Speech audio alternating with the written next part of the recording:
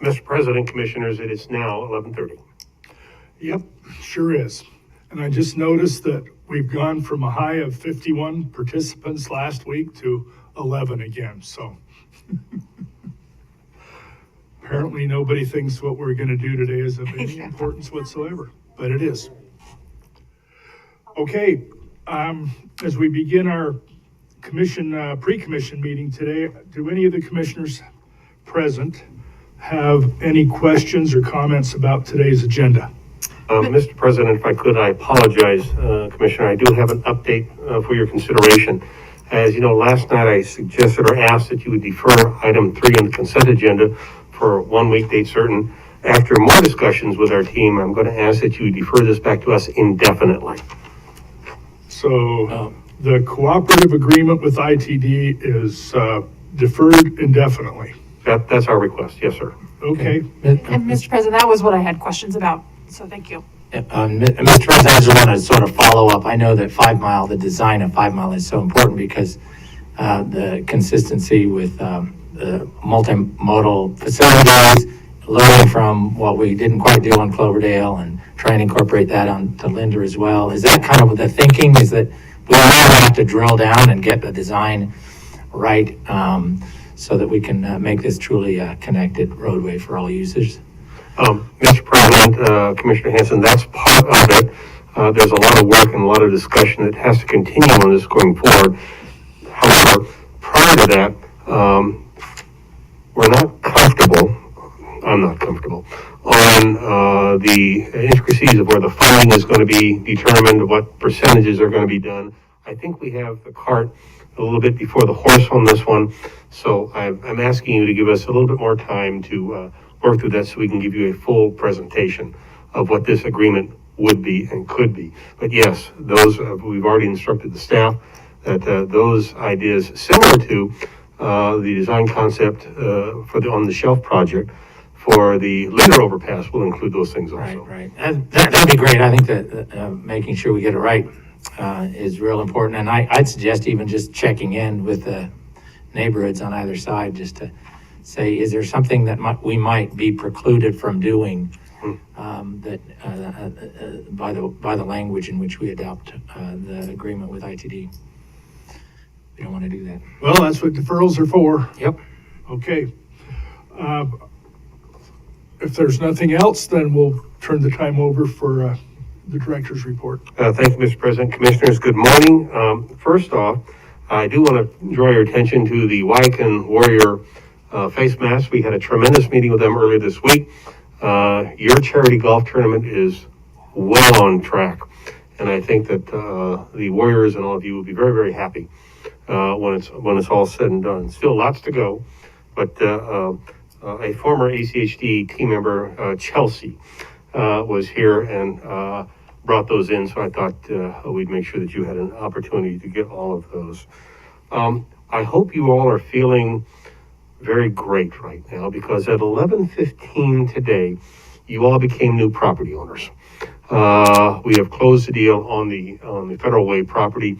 You all now own it, and such. That's just an absolutely great issue. I'd like to take a quick pause and have Tessa come up from Cloverdale and introduce our newest team member. Commuteride. I was just going to say, did something happen that we didn't know about? They didn't like her thing left. We're putting plows in front of the vans. Okay. Well, good morning, President Goldthorpe, Commissioners. I am pleased to introduce to you Anthony Sanchez, who is Commuteride's new Vanpo Operations Specialist. Hello, Anthony. Welcome. Thankfully has come back for week 2 on the job, so. Oh, that's a good sign. Anthony is an Air Force veteran who grew up in the Treasure Valley and graduated from Boise State University. He brings a range of skills and experience to ACHD, having worked most recently for Boise Public Library and previously for Idaho State Parks and Recreation. We have further come to understand that Anthony also brings experience as a professional actor and an expert Frisbee golfer, so we have a lot to learn there. Welcome, Anthony. We're so thrilled to have you on. Welcome. All right, thank you very much.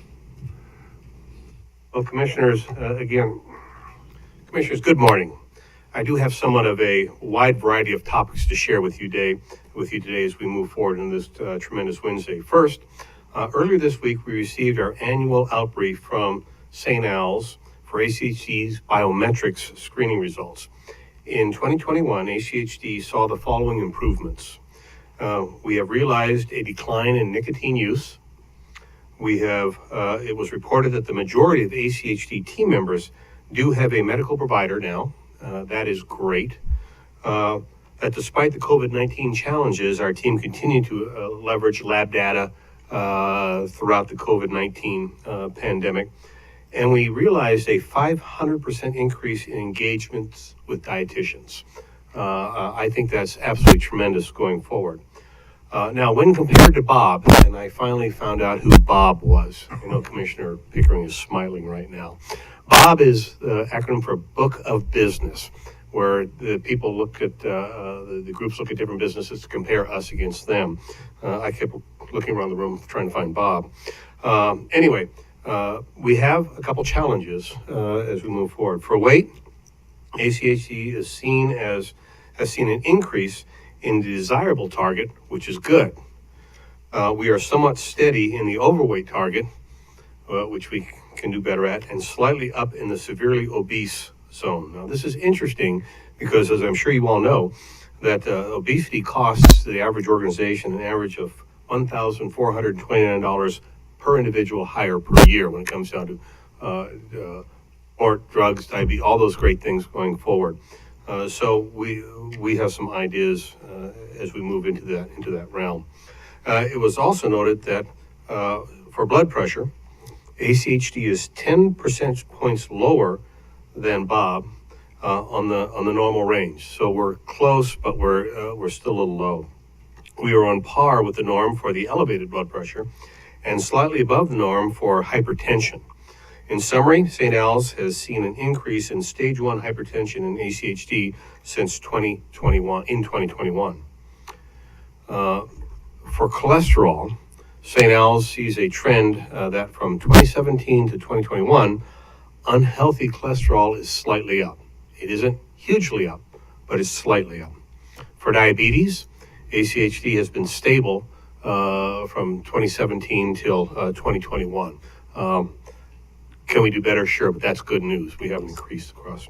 For stress, 75% of those interviewed said that they were stressed with the following common themes: money, work, health, and family.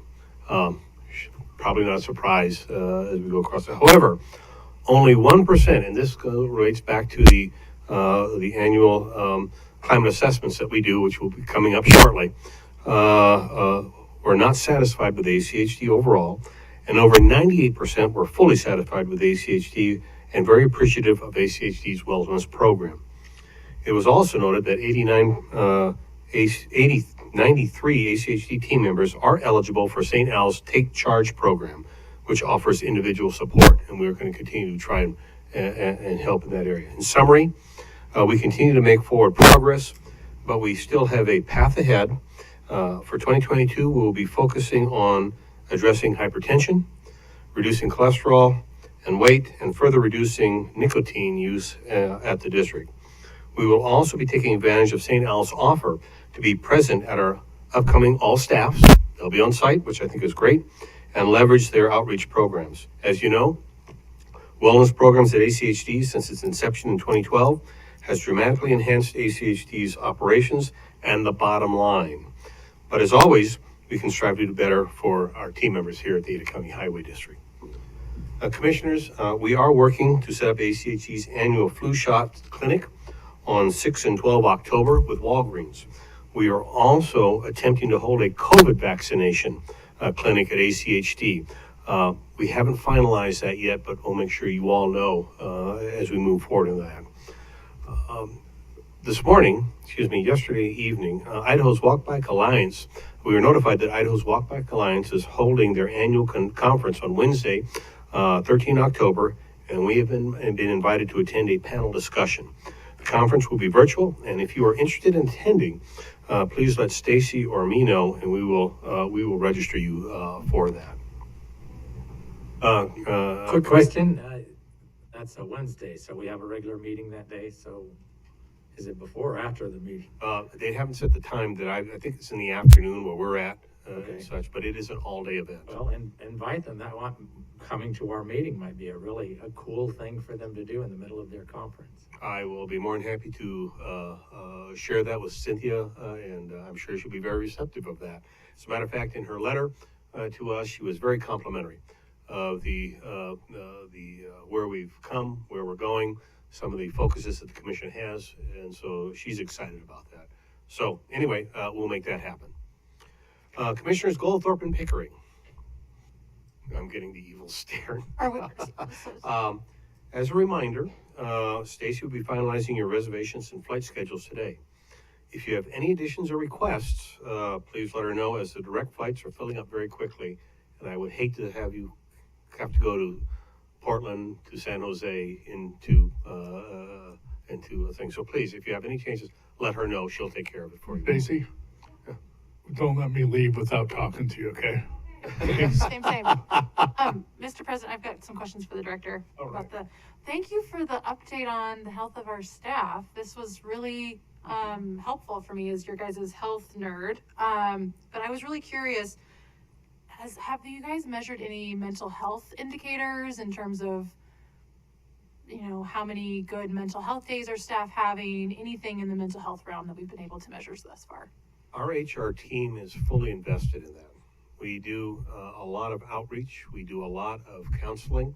We do a tremendous amount of proactive intervention and such. And that's something that we emphasize with our team members, not only on special parts of the year, but all through. During the COVID pandemic, as I think the three, we were very engaged across the board on a daily basis, not just with HR, but with all of leadership. Ensuring that they were doing personal contacts, personal things across the board with our team members, because as we all know, there's a lot on everybody's mind. Mm-hmm. And at the same token, we strive hard toward that.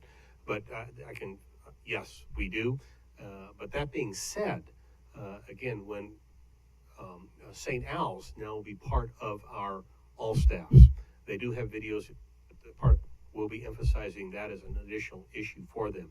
And part of their Take Charge program, I know it's based on health and such, part of that also is, as they delve into the stress levels, they do touch that part of mental health.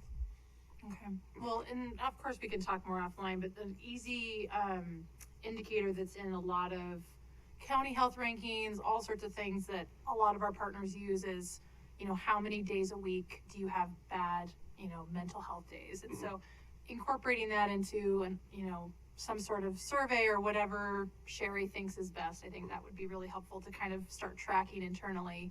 Are we making strides in that way? Can we, target some EAP outreach, whatever it is? Because, given the fact that we have a majority of male employees who, generally speaking, don't like to have access the healthcare industry, it's just really also great to know that we've seen such an increase in PCP utilization and all those things. So just want to continue to build on that success that we've had so far, which is exciting. Mr. President, Commissioner Pickering, thank you.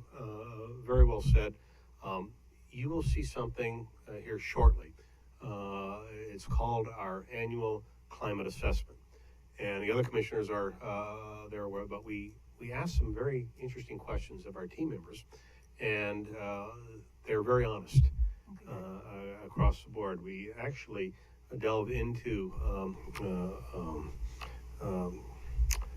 I won't say prejudices, but strains and stresses across the district as to what they're thinking and how we can better work those. So I think you'll be pleased to see what we actually do ask our team members, and what we also do is that we have no secrets.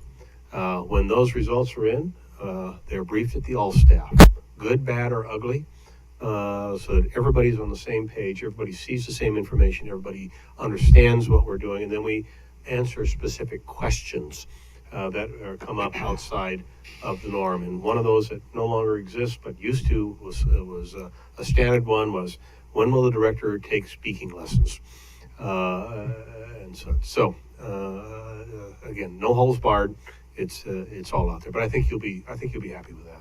President? Yep. If I may, since you brought up assessments, last year we had put into our budget, and I know we had discussions about doing a survey in the public, not a push-pull, but an actual survey to inform our budget. Obviously, we didn't make that time, but where are we on that? We had said we were going to re-engage and talk about that survey.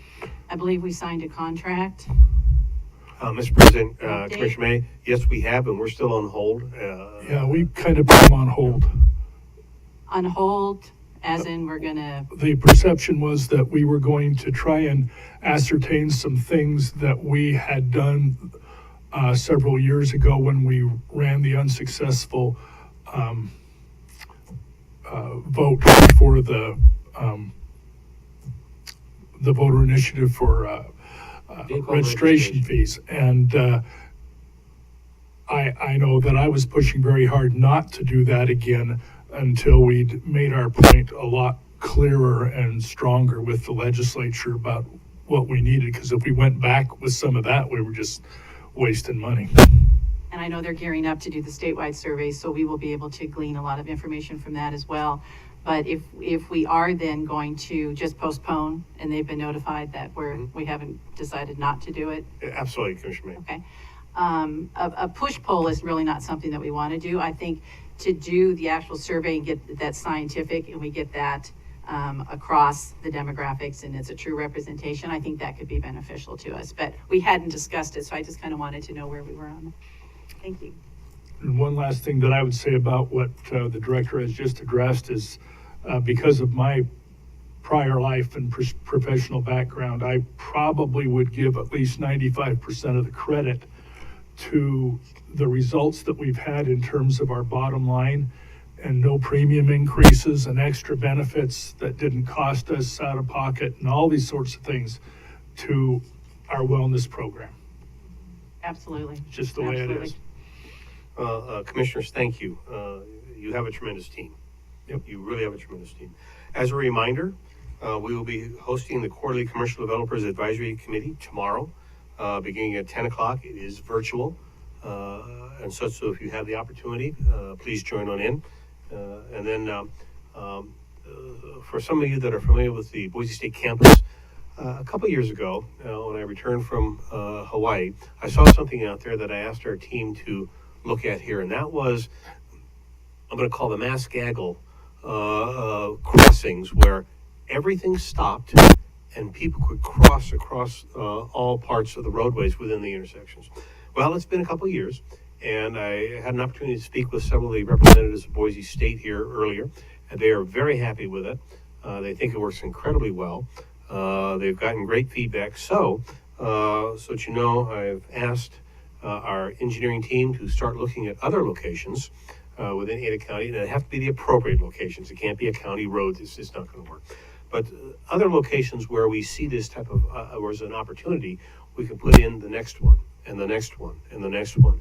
I did have the chance to speak to some of the police department in Hawaii, not because I was arrested or anything, because but they think it has worked very, very well in those areas. So it's something, as we talked about earlier, about urbanization of Ada County and such. This is, in my opinion, another next step that we need to take, again, in the right locations at the right time. So you'll be hopefully seeing that in the somewhat near future as we take target locations, bring them to you, and if you're good with that, then we'll move forward on making those Are pilot you talking programs. about that one there by the Lincoln Garage, Like Beacon and crosswalk? University? Yeah. Is it that intersection? Beacon and It's University? University of Lincoln. Or- University, Lincoln yes. University, right next to the Yes. parking garage Yes, for yes. Commissioner. Okay, Absolutely. Yeah. Didn't we at one time have something like that down on 8th there by Thomas Eighth and Hammer? Bannock used to have it. Yeah, at one time. That's really yeah. exciting, So, Director. yeah, I would just say it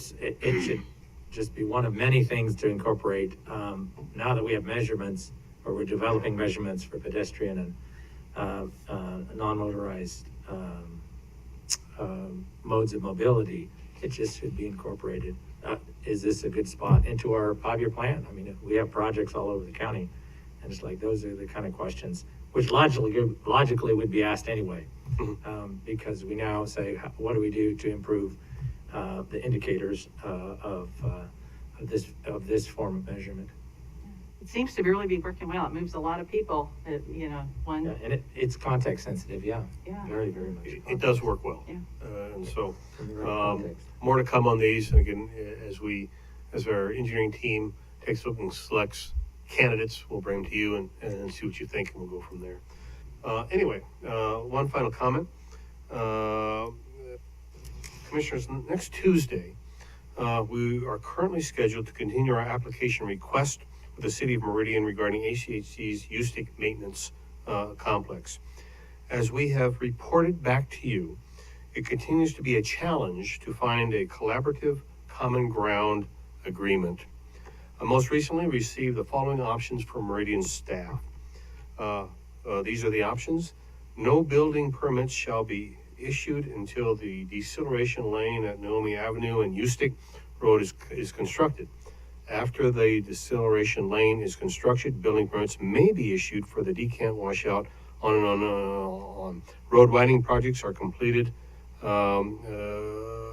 The district agrees that no occupancy permits shall be issued to the city, by the city until the USTIC road widening project is completed, per the letter.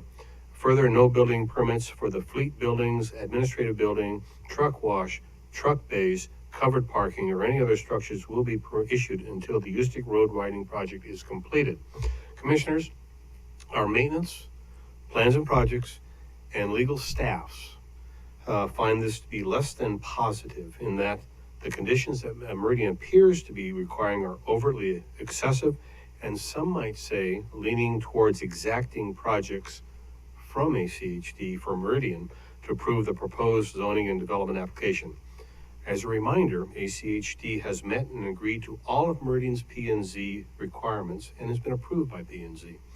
As such, we believe this may be in both organizations' best interests at this time to take a strategic pause. The recommendation from our team was a 6-month pause, because at 6 months we don't have to reapply. We don't have to go through the entire process, but it can be longer and such, depending upon what your addresses are. As such, I've prepared a draft letter that our maintenance team, our planning and project group, and our legal team have reviewed and incorporated comments in that our request is to have the president send this letter to the mayor, again, registering some concerns. So I'd like to pause. It's a draft, and have you just take a look at that, and I'll stand here for a couple seconds. Bruce, what would the costs be to us if we did it for, say, a year? Steve? I knew you would. Well, we've been going on for a long time about this and not making any headway whatsoever. Mr. President, Commissioners, there is really no cost, just maybe a time delay. I did explore with Mr. Neri at the City of Meridian Attorney's Office at a meeting that we had a couple of weeks ago about the possibility of deferral. And a deferral is really at the pleasure of the council. He indicated that he doesn't recall there ever being a time that they would authorize a 1-year deferral. He indicated that, and it's within their discretion, he said that potentially 6 months would be acceptable, but nothing beyond that period. So I'm not thinking we're asking them to defer anything. We're backing away for the time being, if you correctly? want to withdraw the application, that's a different issue. A deferral is, we've all done all these public meetings. It keeps the application live, and we don't have to do a lot of rework. If you want to withdraw the application, then there would be some costs associated with having to redo that initial effort to. Well, I'm thinking that us asking them for permission to defer is probably like us begging for mercy. Well, it's within their authority, Sure. and it's subject to whatever you want. If you want to whatever position you want to take, we're happy to do that. We're just advising you that we've explored the idea with the city attorney. He advised us a year is something that they would not agree to, that they might agree to a 6-month deferral. Well, I'm happy to walk away from the thing entirely and then come back at some point in time when we know we have a chance for success. But I'll defer, pun intended, to whatever the rest of the commission would like. So, comments? Yeah, I have a question. Either Steve or maybe Gary can help me with this because it has to do with. So, what's the current timing on the widening of use stick on the CIP? I assume this is under the CIP. Yeah, I believe that the design would be in 2022, right-of-way 23, and construction in 24. And I think we moved up that with an initial commitment to the city of Meridian that we would do that. I think originally, and Justin can correct me, I think the construction was originally 26. Mm-hmm. Okay. So it's already been moved up.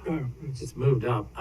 So the assumption is Meridian would like us to move it up even further? No, they want to keep us there. The issue is that they won't let us really do any construction to the facility until that entire project is, the road project is complete. And we would like to be doing that in conjunction with the development of that project so that when the road is complete, Sure. that we would be able to go operational. And in most development situations, as you know, that they can issue building permits, but they can limit the certificate of occupancy. Occupancy, right. And we've requested that. And in other instances, we've negotiated with the city. You remember we did this agreement at the city of Meridian's request where the developer didn't want to pay an impact fee. And you have to pay an impact fee at the time that you do a building permit. So they said, well, how about they do it at the time of certificate of occupancy? Because, you know, of leverage and you want to make sure you get paid. And so we agreed to that with the caveat that you want to, you know, there's a legal issue about if you are completed with the construction, then you may be vested and you're entitled to a certificate of occupancy. But in that agreement, we got them to agree that they won't even do an inspection for their certificate of occupancy, thinking that added us a layer of protection. So the city of Meridian has been comfortable with that arrangement. We offered that. They said, nope, that's not good enough for us. We want to maintain that leverage. You're not getting any building permits until the Ustick Road project is fully completed. You know- You can do, you know, the deep installation. So is the timing of this in the current CIP or is it in the proposed changes to the CIP? Because we adopted the CIP last year. No, it's gone from the CIP to the integrated 5-year work program. Okay, so we could still adjust it in the 5-year work plan. That's been our concern through the recent budget too, is Right, we're not quite sure where the funding's going to be in those outlying years right. and whether we're going to be able to do that project. And I think the director alludes to that in the last sentence of the letter is we got to, you know, we probably need 6 months. You guys need to work through the 5-year work program. You guys got to get all those Yep. and take that into consideration. And so, yeah, there's a whole bunch of moving parts on this, but we think, you know, we're in development business a lot. We've dealt with the whole building permit certificate of issue. And one, we think that's unreasonable, but two, you know, we're a unique developer in front of a city, and to be able to exact a capital improvement, you know, it's one thing to exact out of a developer to do, you know, On the sidewalks. frontage, yeah. But here they're saying, we want you to build a $10 million project for traffic that would generate maybe 100 trips per day. That is, in terms of exaction law, that is way out of balance because Yeah. we're having to mitigate very little improvement with a huge cost. And I would remind Jim and the rest of us that when we were acting as a recommending body only when the Costco hearing was held, we recommended to Meridian, and they jumped all over it, that they do exactly what they're telling us they're not going to do now. Well, it's a dangerous precedent for a public agency to exact from another public agency capital improvement projects tied to anything that we want to do. So, Yeah, and I'm just thinking, you know, if they had their own road department and they decided we need a maintenance yard here, they would defer other projects so they could get this one done. Presumably, that's their, and so it's like, well, what other projects in Meridian, CAP eligible projects in Meridian, we just push back because this is where you want, this has now become your top priority, or presumably. And Well, so the thing you is just take that- that approach and say, is this how you want to do it? I mean, they get to decide where and how development occurs all over. And a lot of times where you're going to project out that this is where we're going to widen this road, you're basically telegraphing to developers, there's going to be a bigger facility here. The facility here is not going to be big for another 10 years. So, I have no problem. I think we should just continue discussing it. We have a lot of work to do on our 5-year Well, work plan. they're Let the city tying, set their priorities. tying one of their top priority projects and to one of our development application, not to, Yeah, that is a, and that's a tricky thing. concern. It's, you a may see it again if you don't. yeah. Mr. I President? presume they do it to themselves, but I don't know if they were Well, I running doubt their own. I doubt they would when the facility's gonna generate, a couple hundred trips per day. The impact of the maintenance yard, on Ustick Road would most certainly not warrant the expense of having to do a widening. Perhaps there's other developers who want to see that widened or some other. We have a question or comment from Commissioner McKinney, who has joined us. Hello, Dave. Yes, thank you. If you can hear me, just to put You can shout in your mic anytime you want. I'm sorry, can you hear me? Very well, barely. All right, well, I'll try to speak up. I think this letter is a good idea. I think it's well-written, and I think a deferral would be a wiser course than would be withdrawing the project and starting over. Mr. President? Yes. I would be in support of sending this letter. I think their demands are certainly unreasonable, and I think the unintended consequences could have a very negative impact going forward. I do agree with Mr. Price's assessment of that. So I would say we send this letter, we defer it, take a read, see how things are going, and if need be, if things accelerate, then, we have the option of pulling it all together. But I think this is the most prudent course going forward, so that would be my. Yeah, Mr. President, I would also agree with Commissioner May and McKinney on that. Then that's what we'll do. That's good. Mr. President, Commissioners, thank you. We will have, Stacy, is it in the format now that the president can sign this, or do I need to have a different form, or it's good to go now, right? Okay, great. Mr. President, just one request. Could you send us the letter that Meridian wrote? I would like to see it. Absolutely. State. Okay, Yeah. thank you. Okay. So, Mr. President, that ends this week's Director's Update. I stand for any questions you might have. I have none. Mr. President, I have a couple questions. Okay. Director, we've received several emails about some ADA issues in the work zone on 6th and Front. And so I just wanted to ask if you have any other insight of how can we kind of remedy those issues, because just looking in my district alone, when we had the ped buttons installed and improved on Fairview in Milwaukee, we did an amazing job inspecting and making sure that all of those directions for pedestrians to utilize and cross the street were top notch. And with Front and 6th, obviously there's ITD involved and all that good stuff, but that traffic is going even faster. There's a lot more of it. Just really would like to see us tighten that up and make it safer for folks. Mr. President, Commissioner Pickering, great question, and thank you. Let me put this in perspective, and as you know, we address every one of these that come in, and we're thankful for the extra eyes on the road. That is very helpful and such. But just to set this in perspective, we have 607 active zone permits being covered by 6 inspectors. We have 9. One is no experience. One starts next week. Thank you for the extra hire. And one is out on FMLA. And so we have 607 permits with 6 inspectors to look at it. We are also supplementing this effort with a coordinator and bridge inspector so we can be out and about a little bit more across the board. We do not see everything across, and sometimes we don't get out to an area that day or the next day just based on the numbers alone. We are looking internally at how we can boost this up because it is important when it's all said and done.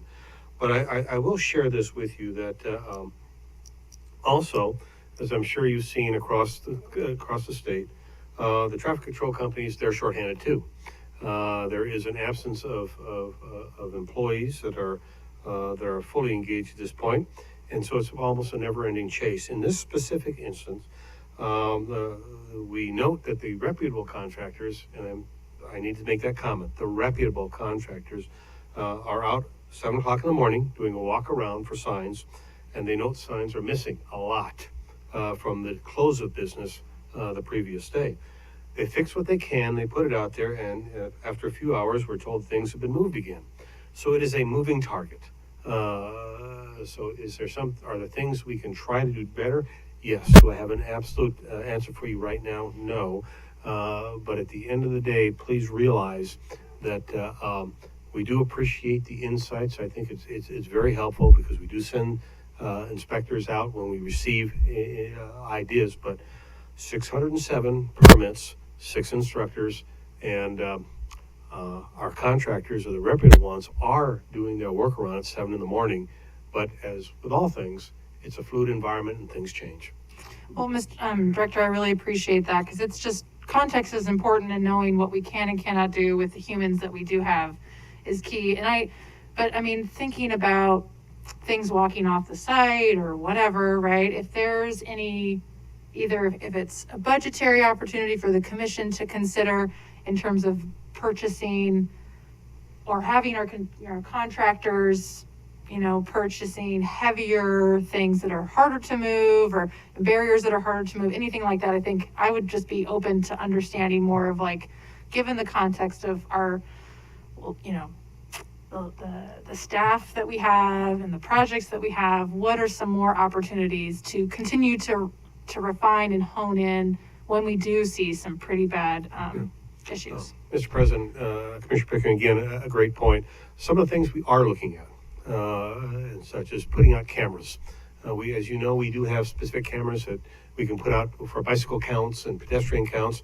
We were thinking about putting those out on the maintenance sites. Of course, we need people to monitor them, but it gives us an idea of what is going on. We're probably going to see some more of this because, as you know, I think on our 13th Street project, we're doing the pilot project to reduce the footprint of the warning signs to least impact the pedestrians and the bicycle community. Those signs with a lesser impact, lesser footprint, are lighter. Therefore, I suspect that we're going to see those being more easily moved. So it's like the term we use, the self-licking ice cream cone. We're working it. I haven't heard that one before. We're working. Mr. President, I do want to give, I think yesterday when we got a TELUS or a direct email about one of the obstructions, I think downtown, we heard back pretty rapidly from Christy Little that the inspector had already been out there and the contractor had been notified. So I appreciate that and wanted to give a shout out to her and her team. So. Thank you. And I know Christy's on top of that like nobody's business. Yeah. I would say, since you differentiated between the reputable and the not so reputable, and I noticed an incredible improvement in performance when we started finding about a year and a half ago on some of the other issues that involved not signage so much, but the ADA issues and access. Can we not do that? Mr. President, again, great question. Yes, we are, but it does come down to numbers and such. We do have a plan in place now that hopefully will be supplemented by cameras. But we do have a plan now where our team members, especially for ADA, go out and when a site is set up, they take a picture of it. Of course, that picture is only as good when we take it because things change and happen and such. But all I can assure you is we're working it. I believe you, because you get as fed up with this as I do. And again, we do greatly appreciate the extra eyes and ears that we have out there because it costs us no benefits, no pay, and it's a good issue for the public when somebody sees something that we can respond to. And Clancy, I appreciate your class and how you handle those notifications to us. Thank you. I know he's here somewhere. Mary, did I interrupt you? No, I think I got it in there. Okay, Well, we're Mr. good. President, it is now 12:10. Then we'll go ahead and begin with the Pledge of Allegiance.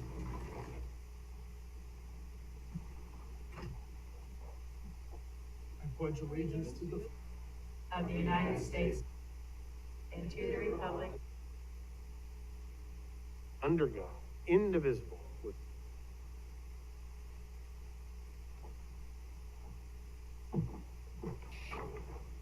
We'll begin with a motion to approve the agenda. So moved. Second. All in favor? Aye. Aye. Aye. Any opposed? Motion carries. We'll go on to the consent agenda then, and items on the consent agenda are considered to be routine and will be enacted with one motion. There will be no separate discussion on these items unless a commissioner or citizen so requests, in which case the item will be removed from the consent agenda and placed on the regular agenda. And all consent agenda items are commission action items unless noted. And I will note that item number 3 on the consent agenda has been asked to be deferred indefinitely back to staff. So with that in mind, is there a motion to approve the consent agenda? Mr. President, I move to approve the consent agenda with deferring consent item number 3 to staff indefinitely. Is there a second? Second. All in favor? Aye. Aye. Any opposed? The motion carries. Then we'll go to the regular agenda then. And item number 1 is a condemnation of public right-of-way for Cloverdale Road, Columbia Road to Overland Road, Parcel H. And so we'll hear from Dave Serdar.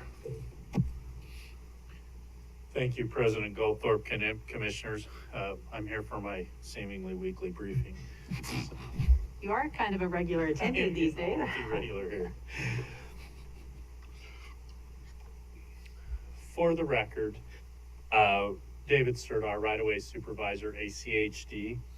This is a public hearing and decision briefing for the condemnation of Parcel H on Cloverdale Road, on the Cloverdale Road, Columbia to Overland Corridor Preservation Project.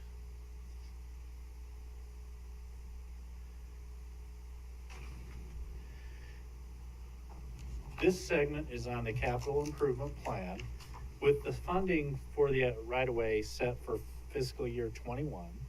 Appraised value is currently $89,437. The area to be acquired is approximately 1/10 of an acre. Property size asked for the acquisition will be 2.4 acres. The highest best use in this area is residential development. And you can see on this vicinity map, which is a farther out picture, we're actually in a mid-block. We're actually not able to capture the two cross streets because we're still pretty far out. The importance of that is mid-blocks typically have a slightly different use than kind of corners. Here's a more close-up view of the acquisition, which the acquisition is in red. An offer was originally made on June 11th, 2020.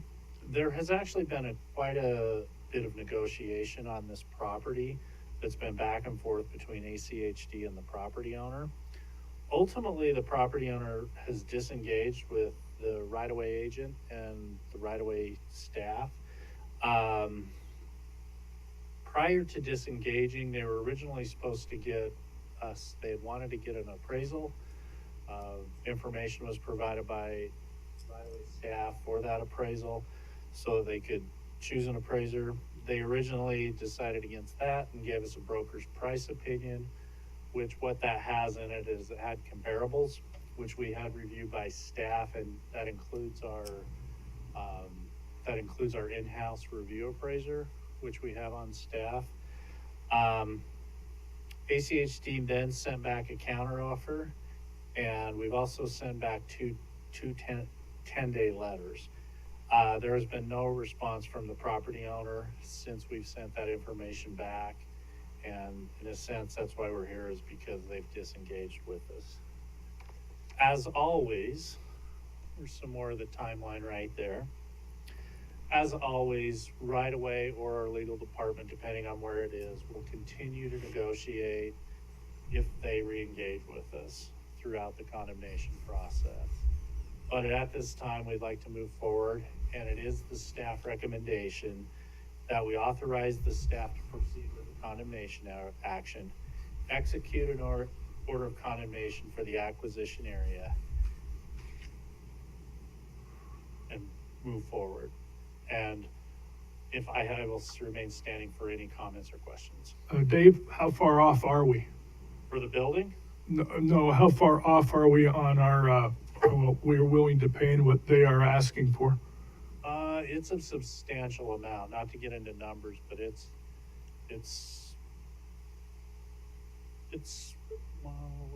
probably 40,000-50,000. Really? Yeah. Okay, I mean, we don't have a number back from them, but we've made a substantial offer to them. okay, thank you. Mr. President, I have a question. Dave, thank you for that. So, the broker's price opinion with those comps, and of course you said that we did a similar process, but with that process from an external partner, how far off were we with our number and their number that they provided in that step? On the broker's price opinion, I don't have the actual number that we were off. What we did though is we took the comps and we gave them to our review appraiser. And we have a right-of-way review committee meeting. At that committee meeting, we took those comps and we had the review appraiser work with us to get a number to go back to them with. So the number we went back is in direct consultation with our own appraiser on staff. So. And if I can, Mr. President, Commissioners, we always, before we pull the trigger on a condemnation, the legal department, we take a hard look at the case, and especially with the values that are going on in the marketplace. We take a really hard look at it. We look at this, comparable market analysis and appraisals, and in our two 10-day offers that Mr. Serdar is referencing, we had gone up significantly, and there's still an enormous gap between what they have requested and what we can do. We have an obligation as a fiduciary duty as an organization and accounting principles to make sure that we can provide a substantiated or a justification for the offer that we submit. And the dollar value, we hit the very top that we felt as a committee that Dave refers to. We have Sherwin and the chief of staff, myself, and the right-of-way team, and we combed through it. And the fact that we sent two 10-day offers gives you an indication that we really tried, but we reached the point that we got to move on with the project. Dave, can you provide any context for the right-of-way, this right, is it just one parcel and we've got right-of-way from? It's just a strip take. It's just a strip take, okay. Thank you. Yep. So, Mr. President? Yes.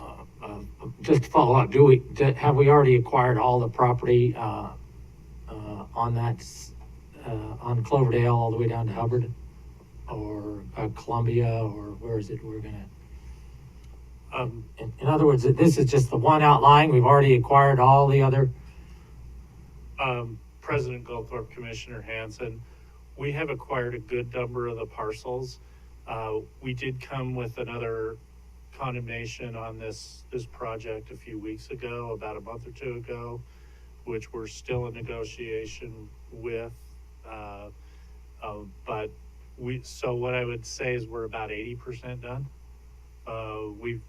This is one of the outliers, and we're definitely near the end, and we've got most of the properties acquired, but we still have this one and another one or two to get done.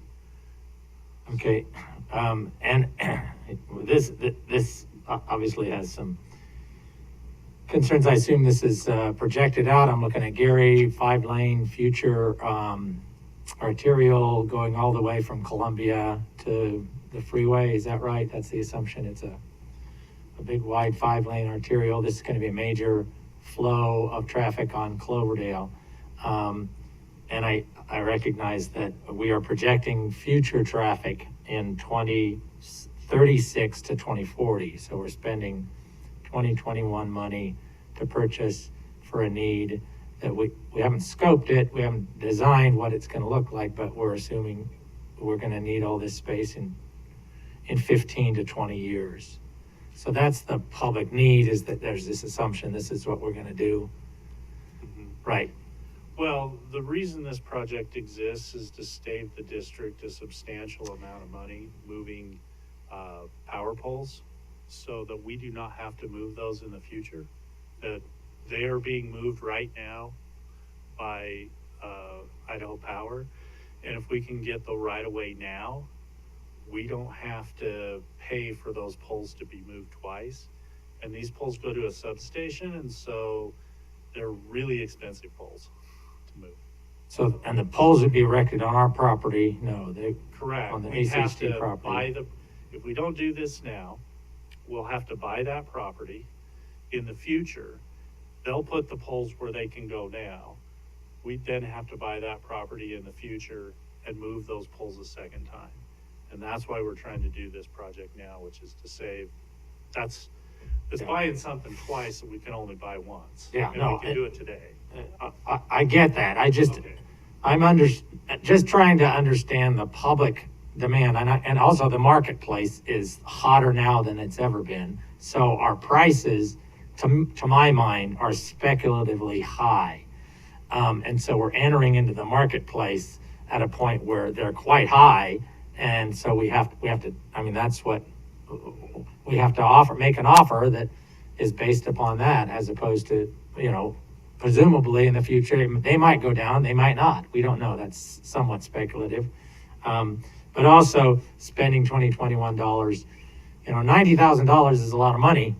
You can imagine all the things for 2021 needs, as opposed to 2040 needs that we're spending $21 on. I know the bulk of that is from impact fees, but so that's just my concern, because we still haven't decided, I don't think, that we're going to use Cloverdale as the principal arterial, and we're not going to use Locust Grove, Maple Grove, and 5 Mile. And that's what I'd feel more comfortable. I was like, yes, there's a stronger public need, and everybody needs to know that the big arterial heading south towards Kuna, on that side of Kuna, is Cloverdale, down to Columbia. And it's because this is south of Lake Hazel, and we haven't even finished Lake Hazel. So that's my concern, is that, we're going to grab this property, but we haven't resolved the issue on Locust Grove, Maple Grove, and 5 Mile as to and they're all identified as five lanes in the CIP at this point too. So as I indicated on the previous issues regarding right-of-way on Cloverdale, that's the goal, I think, is to recognize and make sure those property owners know this is the big road or the big strode that is going to go through their area. And the trade-off is that we're not going to do that to the next miles over, 2 to the east and 1 to the west. Mr. President, Commissioner Hanson, the debate about the project and related projects really is to occur within the planning documents, the capital improvement plan and the 5-year work program and the budget. And in terms of eminent domain law, we have to establish public necessity, as you know. And the public necessity is not a determination during this proceeding. The public necessity is determined by the plan of the agency. And that is the plan, and the public necessity of going ahead is the commission in the past has approved this project. The public necessity requirement's been satisfied. If you want to reconsider this project, then that you're going to have the opportunity to do that. But the staff has been directed, because you've approved this project in the past. We're developing the project, and in order to get the project done, we've already spent a lot of money in developing the project. We work closely with Idaho Power to potentially save millions of dollars in future relocation costs of their facilities. And so this has been approved by, the project itself has been approved in the past, and staff is simply implementing that past decision. So I just want to clarify, I don't see it as a project, I see it as corridor preservation, that we haven't scoped a project. And that, so that is the project. the project is corridor preservation. And, you And know, the commission approved that. the corridor preservation under the capital improvement plan, and I recognize that. And so I don't see a problem. I can support this, but I just want to make it clear, I cannot support the kind of widening that we have on the other three. And so it makes it difficult to say, well, those are problems I have, and there's public necessity and what. Anyway, it's a challenge, because we're spending $21. We're saying this is a need we project might be there in 15 to 20 years, and we're going to do a preservation of the corridor. And for the past 15 to 20 years, there have been needs in other parts of the county that we still haven't gotten to. Mr. President, Commissioner Hanson, that should have been the debate at the time, but as these projects develop, you most certainly, I understand your point. Believe me, I'm making that debate every time. But I don't disagree with it, but it's, today we have a statutory purpose to get an order of condemnation. And as you know, I mean, I can tell you, I've been doing this for almost 20 years. I think we've had 2 cases actually go to trial. By the time I get it and get a lawyer involved that represents the property owner, we're able to find a consensus. And the legal justification for the expenditure of those additional funds is justified. So today, that's what we're asking for, is an order of condemnation, so we get forward and get this corridor preserved. Thanks. And I appreciate that. I've had some personal experience acting on behalf of individuals during the time I've been on this commission with regards to the values of their property, and I have always found that our staff moves heaven and earth to do the right thing in terms of market values. So I have no problem with this myself. All right. Well then, do we have anyone from the other side of the fence, or anyone else that would like to comment or give testimony on this particular matter? Then this matter is, let's see, then I will close the public hearing, and the matter is appropriately before the commission for discussion and a motion. Mr. President, Yes. I would move that we approve the condemnation of public right-of-way for Cloverdale Road, Columbia Road to Overland Road, Parcel H. Is there a second? Second. All in favor? Aye. Aye. Aye. Any opposed? Then the motion carries. The last item on our agenda today is public communications. Stacy, has anyone asked to speak? Nope. Does anyone here in the audience wish to speak to us on any subject? Seeing none, the meeting is adjourned. We will have a 5 or 7 or whatever minute break until we'll reconvene for our work session.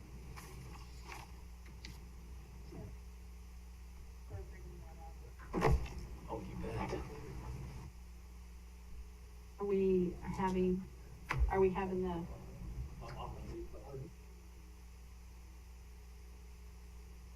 We're gonna have the. Okay, did you? Dave's here. And he's here. Yeah. Okay. Beautiful, thank you. Yeah. As long as it's signed. Yay. Okay.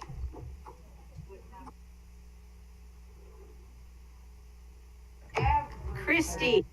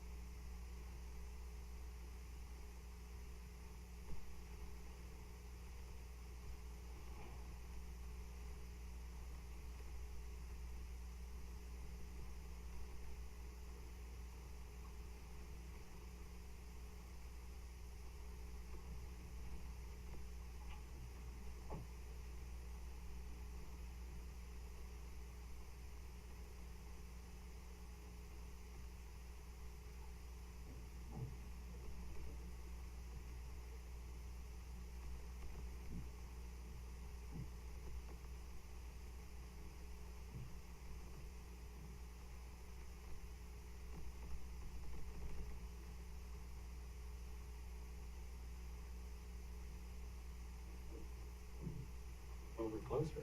Oh. Well, thank you.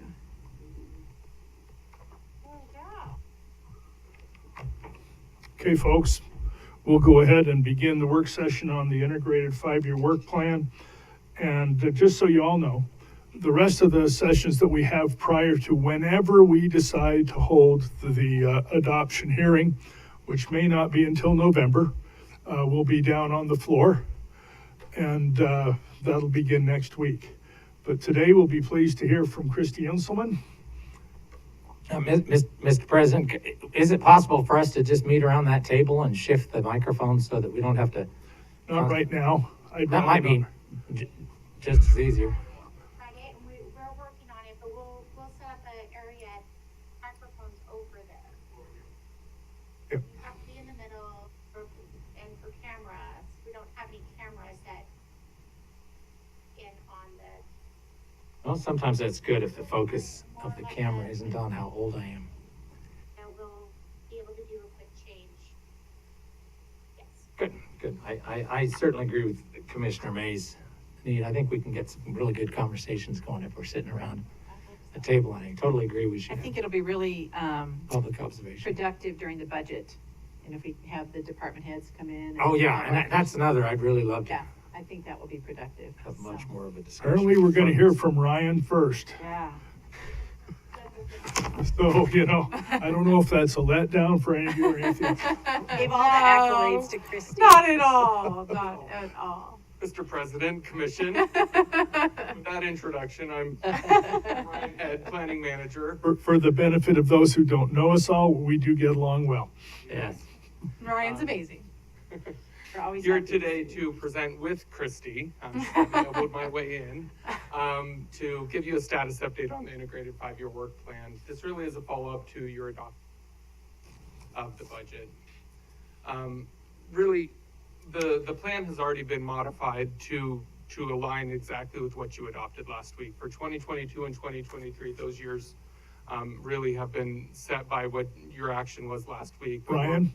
Yes, sir. Just a curious question here, because as we were notified last week during the adoption process, we only adopted the additional $5 million for community projects for this particular fiscal year. Did you include that in 2023? Sir, we went with the 2022 based on what you adopted in the budget is what Okay. we did. But based on also the revised revenue projections, staff has also made some recommendations and proposals for how to modify the integrated 5-year work plan, and we'll go through that here shortly. The other thing as just noted, because of that desire the commission has to have a little bit more conversation about the projects, about the plan, and because of some of these modifications that are being proposed, we are recommending another public outreach process to go out to our partners and agencies to show these revisions, any changes the commission directs, before we bring it to you for adoption. We just feel like that's full transparency and appropriate to do. But because you want to have more conversation, we also want to give you all the information that we have And so we have in your packet today and has been handed out to you a number of different things, including the presentation, the revised draft and the proposal of project modifications, as well as the public and agency comments. And Christy's going to go over all those public agency comments so that you have those to take into account. But full disclosure, because we were in the process of revising our revenue projections, a lot of projects shifted out. And some of the public comments asked projects to shift in and shift further. So we didn't make a lot of modifications directly because of those public comments. We wanted to defer those to you, bring those to you, and let you direct us if you want any additional changes to incorporate those things. I think I can speak for everyone. We appreciate that because that will put right absolutely in black and white and in front of everybody's face at no further away than the end of their nose some of the impacts of these budgetary Mr. things. President, I Yes. have a question just about the procedure going forward with the money that was allocated to spread amongst the districts. The that 5 million? list working on. Yes. What is the time frame on discussing that? Do we do it at the next session with them? We'll discuss that right along. My preference would be to discuss it and have it included as part of the adoption. Oh, yeah, But we absolutely. probably won't do much with it until a first quarter budget adjustment. But it needs to be in and identified and the little notations of, Before our next yes. session, okay. So the sooner the better. Mr. President, Commission, and really how staff handled that. We took your adopted community programs targets and added 5 million to that. And with what was adopted in the budget, that did show an additional 5 million. Now, that may not have necessarily met the intent of the spreading it and all of Yeah, this. and that's we're really because yeah. what we had is- Right. is- And we're sure it didn't, and nobody's pointing any fingers or anything else. That's No, our absolutely. job now Yeah. for the next few weeks. Absolutely, and that really is our intention. We just want full transparency how we handled it. Yeah. But really, we're here to walk through this with you. Thank you, Ryan. One of the things that Christy's now going to hand out, and you've seen similar charts before, as we look through different options, we wanted to give you kind of the impact now that the budget's adopted as we looked at the revenue and where we were and where we are now. So on this chart in front of you, the orange listed as A, the orange line here represented the expenditure levels that went out in the initial draft. Now, that initial draft was built on the assumption of the full foregone, so it was definitely a much higher revenue number. But so you can see there where we were projecting expenditures in the initial draft that went out. The blue line, so the bottom line there, represents the revenue that was adopted. So there's a delta there shifted down. And so as a result, staff is proposing a revised draft that follows that gray line. Those first 2 years, 22, 23, match the budget exactly. That's why the revenue and the expenditures are in line there. But always within the integrated 5-year work plan in the outer years, the last 3 years, we always project some level of over programming, which is projected expenditures over revenue, right? And the intent of that is so that as additional revenue becomes available, we have cost savings, other things, that we have projects that are ready to go.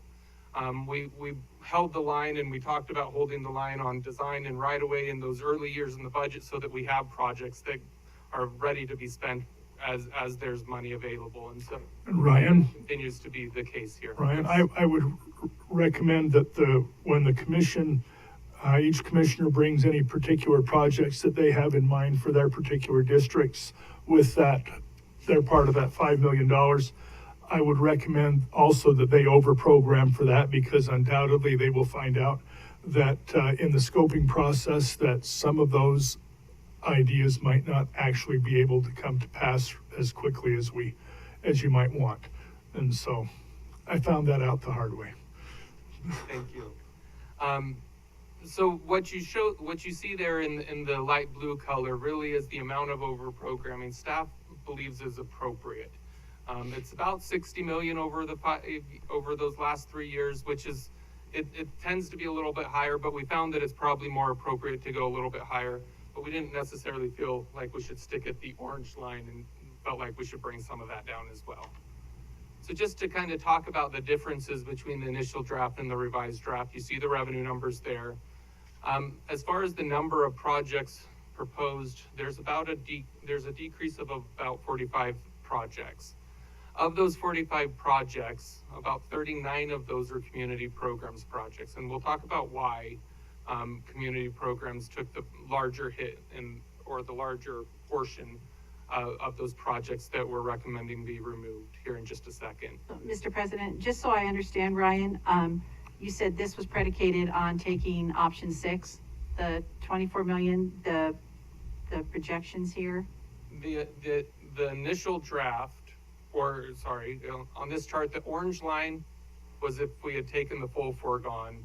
The revised, what the commission adopted last week, was this blue line. So when you tell us that projects have been delayed or removed, that's predicated on if we had gone with option 6? So, yeah, so. Because some of them were all of them already on the list and were perhaps moving up if we had taken option 6? Or were some of them perhaps not funded at all? I'm just trying to understand this. Yes, Commission President, Commissioner May, yes, with the higher revenue numbers, we've moved in a lot of projects, and we'll talk about that in just a second. But we've moved in a lot of projects, and so those tend to be the first ones to also leave when the revenue goes down, is the projects that got moved. I just wanted to, so technically some of these, you can't really cut what you haven't funded. Right. So, That is okay. absolutely correct. Thank you. Yeah, that was just really based on what was proposed in the initial Gotcha. draft, based Okay. on what we knew. I just at want to that understand time. what we're looking at. Okay. Yeah. And then the only other thing I would just highlight on this slide is really that initial draft was what the public saw. We haven't shown them any revision to that. So talking about the revision process that Christy and our team has gone through, really, and these are proposals for you, is what do we look at? The first thing we look at is the direction you've given us in terms of the revenue allocation methodology, your priorities for projects, our programming obligations related to vehicle registration fees, impact fees, etc. We also look at your programming target levels. With that initial draft, with that higher revenue number, we were actually over targets in a number of different areas, in particular community programs. That was what we brought a lot in. So we brought it closer to the target levels, so bringing it down to that.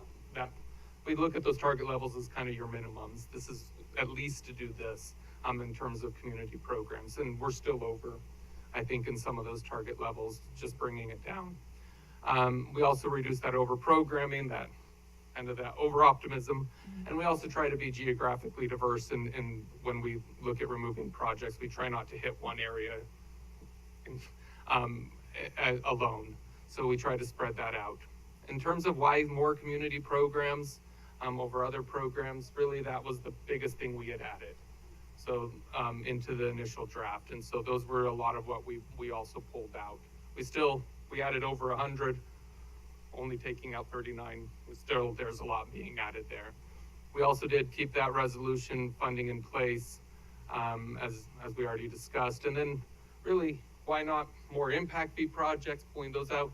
Ultimately, because that doesn't give us more money to spend on other things. Those impact fees are restricted funds and have to be spent on capital improvements, impact fee eligible expenses. And so if we were to have reduced them down to where over the 5 years, we should be able to balance back out with the 8 million that's in the bank now, as well as the projected new impact fees we expect over the next 5 years. So, Mr. President and Ryan, thanks. I would agree with Commissioner May and just suggest maybe the best thing to do, rather than say something was removed, Compass things, describes things as moving it out into the future years. So it's really not about we've removed, it's never going to be dealt with. It's we understand because of funding, things are moved out to future years, and we can't attach a date as to. And in many of those community programs, we don't need to worry about the right-of-way as much as we do. That's the first design. So I think some of the language that trips us up is this notion that oh, it was in a plan and then they were removed. It's like, well, the plan hasn't been adopted yet. Let's talk about it in terms of, and we know the plan is constantly changing because of factors that we have to adjust through the year. And let's talk about them in terms of the timing. So they get moved out to and it's a lot easier to go talk to people in a neighborhood to say, yeah, this is on the plan. And the more often they raise it, if they see it in there, yeah, it's in a future year, we don't have a set year, the more likely they'll come back next year and say, we still want this. And eventually that will be, we'll get a date. So that's just my 2 cents worth. Thank you. Really, the terms we use are relative, right? And in this case, we were comparing to the initial draft versus the revised draft, but ultimately, if we compared it to last year's draft, there's a lot of things that are added that, or that never existed. So you're correct. And really, our staff's perspective on this is anytime the commission adopts a plan, it's a commitment that we will go do it. It's just a matter of when. And we work with the integrated 5-year work plan to try and drive and to illustrate to the public when. So moving forward, really the next steps, we're here today to give you as much information as we can so that we can then have a good conversation next week. You have homework to review, lots of things. Really our intent is to then come back and listen over the next couple weeks. Once we get that, any other modifications into the plan, our plan is to take this out in October back to the public for 2 more weeks. We did 5 weeks already. We're going to take it for 2 more weeks, and then come back and bring those comments back to you again, and then take it for adoption in November is really based on what the commission president also already said. But also because of your discussion about prioritization and you want to get started on next year, we're also going to start in the middle of that and start talking about next year about prioritization, and with that first session being coming to listen to you. What are your vision? What are the priorities that you really want to focus in so that we can develop a system around really what are those greatest priorities so that we can bring back a system that reflects that. So with that, I'm going to hand it over to the real expert here. And Ryan, while you're turning things over, quick question. So, I'm so grateful that you guys gave a list of like who participated in the map and commented on the map, who provided, like who called, who emailed, because everybody has different comfort levels in terms of providing that input. And I just recently got an email from one of my neighborhood associations with that priority list, and it was sent just to me. So what's the best process? Do I send it out and CC everyone on the commission, or do I just send it to you? Or what's like the right process with a neighborhood association that have just sent something to me? Mr. President, Commissioner Pickering, at this point, it's probably best to share it with the whole commission, since you will all be discussing that over the next few weeks and making any recommendations for modifications. But if you'd share it with us as well, we'll incorporate that into the record and make sure that we have that as well. Happy to do that. Thank you. Thank you, Brian. Good afternoon, Commission. Christy Enselman, Senior Transportation Planner here at Ada County Highway District. So I will be reviewing with you today the response we received from the public on that initial draft. So these are just what we heard from our partner agencies and then individuals on this, as well as our advisory committees. So to start out with, just as a reminder, here's where we're at in the entire process. So the turquoise ones you see there, those are ones in essence that we've added to this process. The gray are all of the work sessions we've already come to the commission to talk about the 5-year work plan throughout this year. Today we're going over the revised review as well as the public comments, and then we'll come back next week and then the following week, and we'll come back as Ryan already stated in October to go through the new public comments that we receive as well, and shooting for that adoption on November 10th. So total, we received 76 inputs on the initial draft. 5 of those were from partner agencies, and those included Ada County, Boise, City of Eagle, Meridian, and CUNA. We also received 2 advisory committee letters from our VAC and the PAG, Integrated 5-Year Work Plan Subcommittee. We also received 69 individual comments, and as you stated, those came in via TELUS, projects, and phone calls directly to staff. Again, as Ryan stated earlier, staff is not at this point recommending any changes based on the large amount of lists that we just provided to you, and we'll get into those discussions a little further in the upcoming meetings. All of these were provided in the packet for today's meeting, and you were also provided a copy today as well of all of those inputs. Christy, is it normal for, because obviously the partner agencies that are missing are Garden City and the City of Star. Is it normal to not get input from Garden City at this stage? Okay. Mr. President, Commissioner Pickering, yes and no, every year varies. Last year, I think we only received 2 partner agency responses, and STAR was one of those. It varies from year to year depending on if they have concerns or not with the plan. Last year, we didn't receive anything from Boise. This year we did. It varies. This is actually, I would say, probably on the high side for our partner agency responses to an initial draft. Thank you. And I will go through these in a little more detail in the upcoming slides. So Ada County, in their response, they just said they supported the programming efforts that we did over this last year. They had no specific changes to the initial draft. Their comments centered primarily on their prioritization list, and that they wanted to revise their ranking for Cloverdale Road and move those 2 segments up to their number 9 and number 10 spot on their request list. They previously were, I believe, 11 and 12, somewhere in that range. They moved up a few spots. Those 2 projects are currently listed as future on the initial and revised integrated 5-year work plan drafts. The city of Boise sent a letter, and their project request included just the 5th and 6th Street Myrtle Fort 2-way conversion. Their request specifically was for project acceleration, and in the letter, they mentioned potential funding from CCDC for $2.75 million for the development of the project. Without getting into too much detail on this one, there are some project challenges. There have been some project challenges with this one, with regards specifically with the State Department and with ITD. This is in our economic development component, and this is a particular program that the commission has chosen not to fund. And so that is still in the program, but it's also listed as future on the initial draft and the revised integrated 5-year work plan. Correct me if I'm wrong, but when we did at one point in time have it approved, CCDC had approximately $750,000 that they were willing to commit at that time. Is that anybody remember that? Okay, good. Whew. And I'm not losing how much, but. And the reason for the state of Idaho, the State Department of Administration's objections to this particular project was because they pretty much disagreed with us that it would actually take 30 seconds off their employees' commute times, and which we found as a commission rather humorous. That particular commission, anyway. But anyway, we ran out of money, and that's why it didn't get funded, because it came out of our budget other than what the CCDC at the time was willing to put up.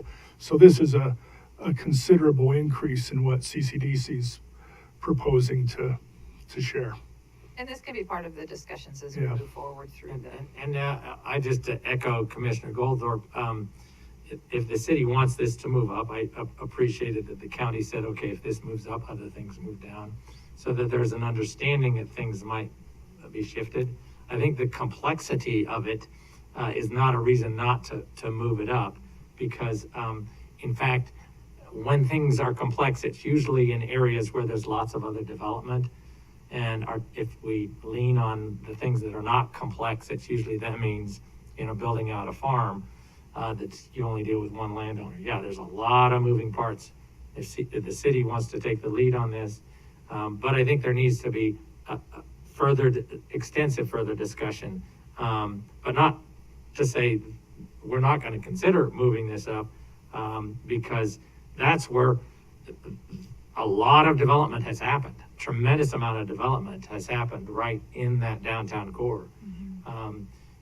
with the new apartment complexes that have gone in there. And the other is, since we last discussed this at length, the state has moved more and more of its facilities out to the Chinden facility. So it's a very different landscape, and I'm hoping the state will recognize that, you know, the 20 seconds or 30 seconds of a commute time in a car is not worth the kind of impacts that we have to the development downtown. There's a couple other areas of the city that are being developed. They're pushing to develop, again, very complicated because they're dealing with, you know, a lot of moving parts to go into an area. And for us to emphasize, we want to help make this happen, but in order for us to do this, we need to understand the impacts when that goes in, and so the people can understand. This is why we're going to prioritize moving up some of the projects that relate to this new development, because we're going to get a benefit from that new development in an old area, or I should say redevelopment.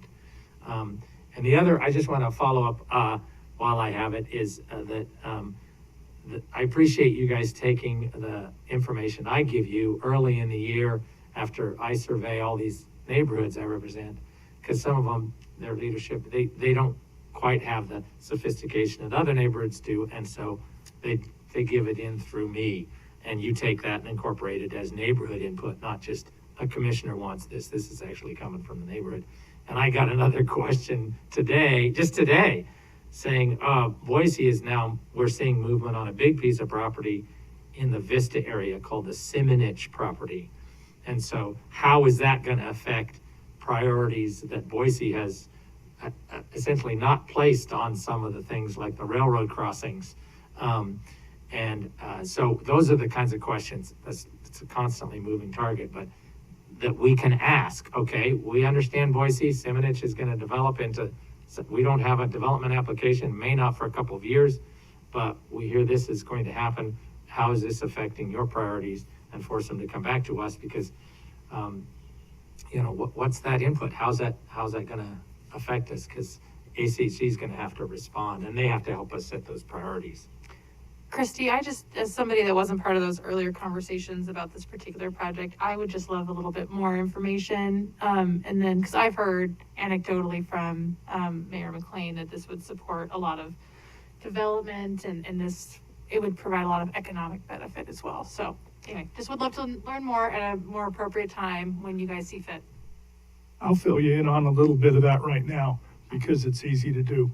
When we brought the original motion and we decided not to change to a two-way, Clay Carley came to us and gave us some reason to reconsider that. And part of the reason for the reconsideration was that there was approximately $150 million worth of development that might be predicated upon those streets being two-way. So our decision changed, and by that I mean my decision changed. And that was approved. The interesting thing here is the vast majority of that $150 million worth of development has already occurred since that happened, including since we decided to not go ahead with that. But it's absolutely a fact that some of the economic development downtown was predicated upon a different decision than we originally made as a commission. And I'm pretty sure that if you talk to, you know, Clay, right?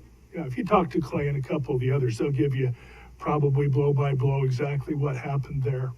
And I have found this particular project and the ramifications that surround it, and maybe even continue to surround it, have been really an interesting study in how our decisions affect economic development. So, That's Mr. it. President, Yep. what was the main objection to that moving forward? I don't know what ITD's objection just was. the I know that a State Department of Administration was a little 30 seconds. Yeah, there was just And it was in their favor, but they disagreed with us. they were concerned about the timing of the lights on Front and Myrtle Yeah. and the commuter traffic. So that was the main thing. And I think what Commissioner Goldthorpe has pointed out, I am really glad we're having this discussion, is that we actually had some developers like Mr. Carley who moved forward recognizing that he's taking a little bit of a risk that he can fill some of those buildings with tenants, commercial tenants, knowing the traffic patterns, and that he has a greater confidence in being able to, because in a lot of downtown commercial locations, it's so critical to have walk-in traffic. And if if businesses are on a corridor that is primarily unfriendly to walking, that it's really hard. So the tenants, but he's nonetheless moved forward, at least on his main facility there on Front Street. And his partners signed on with it Yeah. too. Yeah. So there's a little bit of a risk that they're taking there, and I think it's really important that we continue to have that conversation in order to enhance, because of course, when that property is leased, it's valuable. They can pay their property taxes, and guess what? We depend on property taxes. So I love that relationship. The other is, of course, we do move things up when a partner comes forward, like Meridian or Boise, and says, we're gonna pick up a big chunk of this. We're gonna make it part of our urban renewal, and let's work out a partnership in order to move that up. So in exchange for moving this up, we're gonna have another pool of money that'll help fund it. So that's why I'm really encouraged that the city is moving forward with having us have those conversations. Very complicated area, but still move forward. Moving on. Thanks, Christy. We'll Amazing. have more discussion for sure amazing, next week yeah. on this. And you have to realize, Christy, we don't get a chance to have these conversations. You guys have a wonderful opportunity amongst staff to sort of discuss things. And so it's really helpful, and this is why I really appreciate Absolutely. Commissioner May pushing forward. Let's have these conversations and get caught up with each other so that you can hear what we're saying, and we can hear what you're saying, and we can hear what each other's saying. So, thank This is you. where we need to have them, so. Love it. Absolutely. Thank Cool. you, Christy. Of course. Next is the City of Eagle, and for their summary of their requests as far as project specific, they requested that the Aikens, Eagle Road to Second, and the Eagle Road and Plaza projects. So those are part of the Eagle and State Street quadrant project that, with recent conversations with the Eagle, kind of was put on hold to reevaluate. And in response to that, the construction year for that was moved in the integrated 5-year work plan from 2024 in the initial draft to 2026 in the revised draft. The City of Eagle is requesting that those two specific segments be pulled out as standalone projects and keep a construction year of 2023. The Park Lane projects, we had added those into the initial draft. Those have since been removed because last in, unfortunately, sometimes first out. So that's currently where they stand, but they have requested that those be accelerated into the program. Some other project-specific comments that we received from them is the Beacon Light Road. They're looking to have specific cross-sections designed, and then additional conversations with regards to bike and ped facilities on those, Floating Feather and Beacon Light. They've also requested ACHD lead a programming effort for a crossing across the state system on State Street. And then they would also like to have further conversations with the commission on the Three Cities River crossing. This is a project that the commission had decided as a no-go and would likely be an ITD project, but they have requested that the ACHD be party to a multi-agency planning discussion. And that's what they identified in their letter. Does that just mean have us be at the table? Because this kind of is like the Linder Road overpass where ITD was going to take the lead, and that's always been our understanding, that ITD was in the driver's seat as far as this Three City River crossing. Mm-hmm. So is this a shift now where, just reading that, like we're the driver in this? Is that? Mr. President, Commissioner may know. They're just asking, like you said, to begin with, just to be at the table. Participant, Yeah, okay. they would just like ACHD to participate in those discussions as they Okay, continue along with on. ITD and all, Yeah. okay. Yeah. Thank you, Christy. That's great. Commissioner May and Christie, I think that's great. The important thing for ACHDs to be at the table, to be one of the leaders. Always. Because the connectivity affects our network and the lack of connectivity there. And of course, that decision, when you say it was a commission decision, it predates all 5 of us by a significant number of years. So a decade is, or more than a decade is worth bringing it Many back. of these big projects have that type of impact to our infrastructure. I think it's imperative that we are part of that conversation, because I know we were caught a little bit off guard.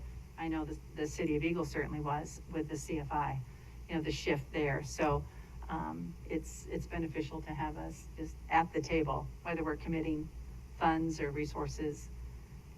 So, Perfect. poor Christie's not gonna get through this. No, you're fine. No, I have nowhere to be. I'm good. City of Meridian is next. And their comments, again, similar to Ada counties, they had no real project specific comments. It was more reevaluating their prioritization list, things like that. So the Locust Grove Fairview to Ustick, they wanted evaluation of that impacts, what that would have to the neighborhood for that project. That concept study, we have that proposed in the revised integrated 5-year work plan. So that process would evaluate that particular component. And then they have requested that the Locust Grove corridors from Lake Hazel to Victory be preserved, not right away, not preserved for 5 lanes, but for 3. So that would be evaluated through our master street map and CIP process. And they updated some project request descriptions from their prioritization list.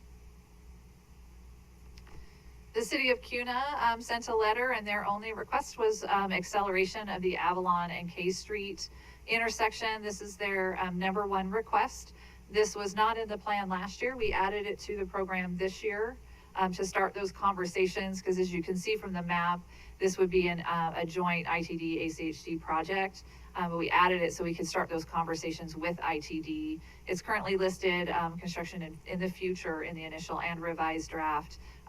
But their request specifically is to accelerate this particular project. And that's one of the projects that we get more telesis about down there than anything else by a long stretch. Mr. President, that's why we added it. Yeah. So we could have that. Staff will be scheduling a meeting also with ITD in the next month or 2 to have further conversations about this project in particular. And considering the cost of these kinds of projects, and then considering how we got so many more intersections signalized along Meridian Road the last few years because of the relationships, I'm looking forward to this acceleration actually resulting in something sooner than later. Okay, and then moving to our advisory committees, we received a letter from our bicycle advisory committee, which is included in your packet as well. And so the project specific in the plan, as you can see, they were requests to accelerate the projects listed here. Eckert Road Bridge, 2 segments of Locust Grove, the North View, and then the Peasley Alpine. With all of their requests that are up there, all of those are currently listed as future in the initial and revised draft, excepting number 5, the Peasley. That was a last in, first out project. So that one in the revised draft was staff's recommendation to move it out. But again, we're having conversations next week. And if there's something you want to move back in, or from not remove, but from future into the working plan. And then they had various other new project requests and just general comments on the integrated 5-year work plan. The Pedestrian Advisory group, their subcommittee for the integrated 5-year work plan, provided a letter. And here is a summary of those. Amity Road corridors, they wanted the priority of those raised. That's one we get frequently as well. The Fairview Avenue Hill, when they say raised, they're in essence, they're asking for that to be accelerated.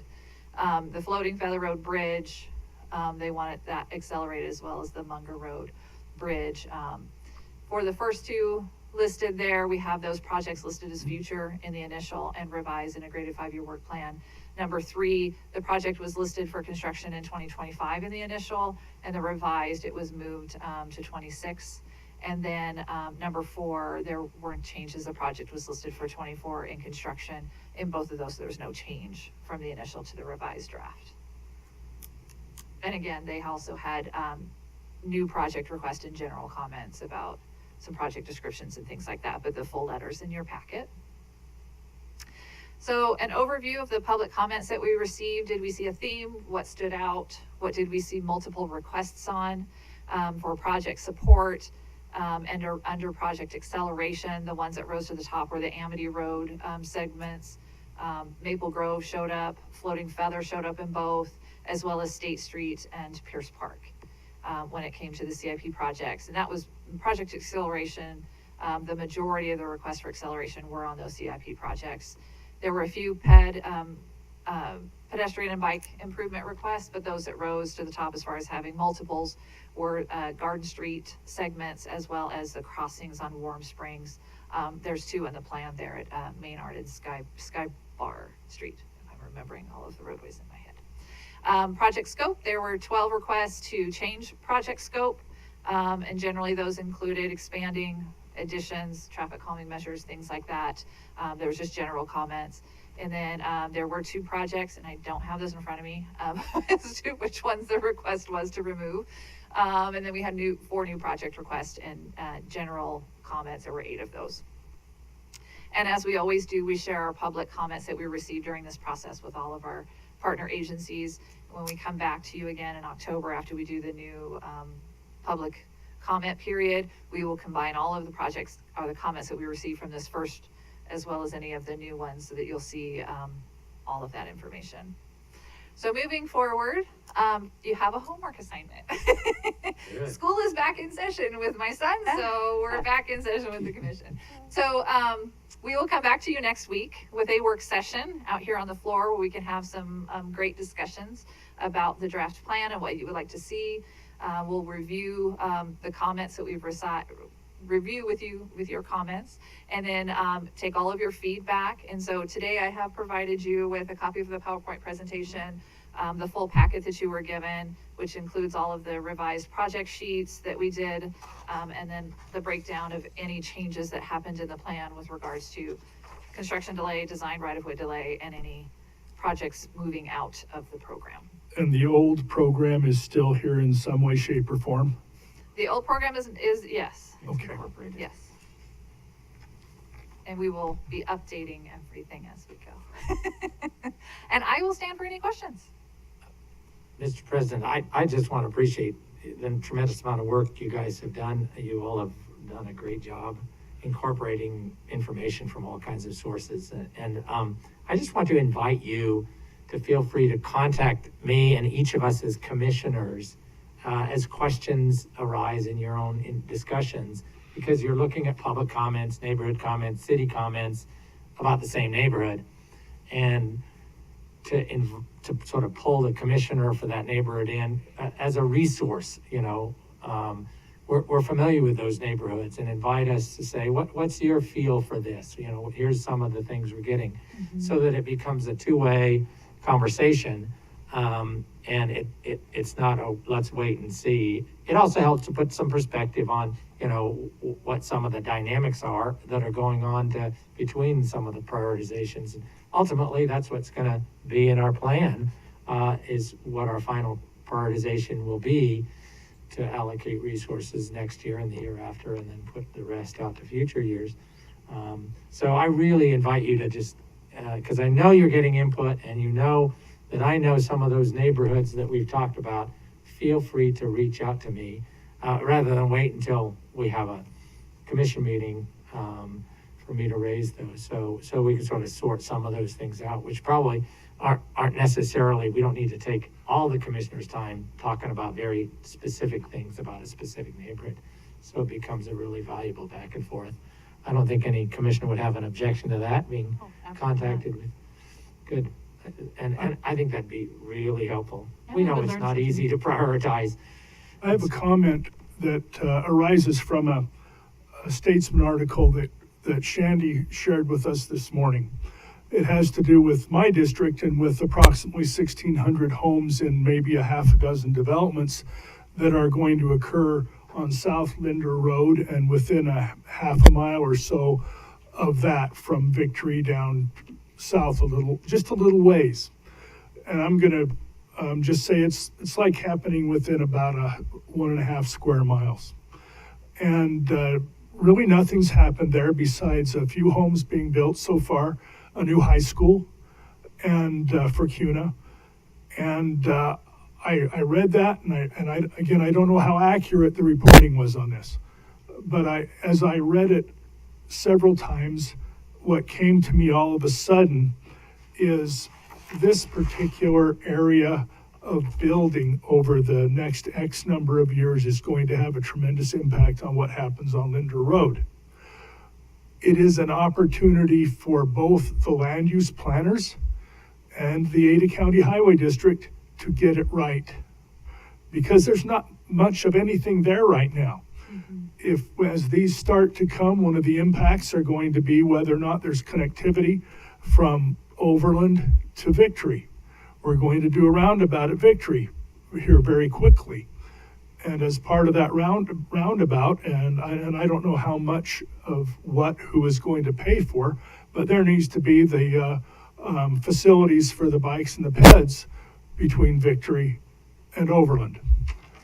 There probably is going to have to be a bridge replaced, the Rheinbach Canal Bridge.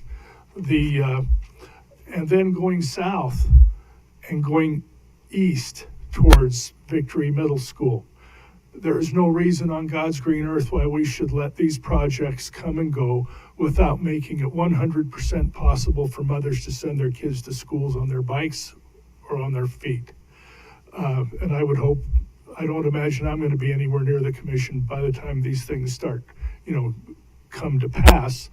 But I think we can set it in motion with our conditions and the fact that maybe this entire commission should have a chance to review every single one of the development applications instead of putting them on the consent agenda, so that perhaps this, if it's a desire of the entire commission, can actually be checked up on and come to pass. And that's all I have in the way of comment. It just happened this morning, but I figured that the end of this work session was a good time to bring it up.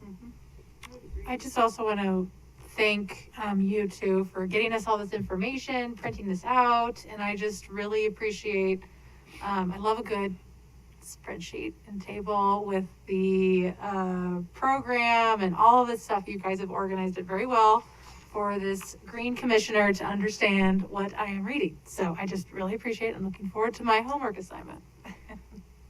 Mr. President, I just want to thank Christy and Ryan too. You just do a phenomenal job. You know that, I tell you that enough times, but this is really, I think you guys have just really hit it out of the park with all the information that you've provided us, and we've got our homework packet all set to go. So just thank you so much for all that you do. It really makes a difference. Thank you, it's much appreciated. Thanks, Christy. Thanks, Ryan. Okay, that's the end of this work session. We will go ahead and make whatever changes we need to the room here and the communications with Commissioner McKinney, so that we can have our executive session beginning in 5 to 10 minutes as soon as they're ready. Is that okay with you, Dave? Yes. Okay, cool.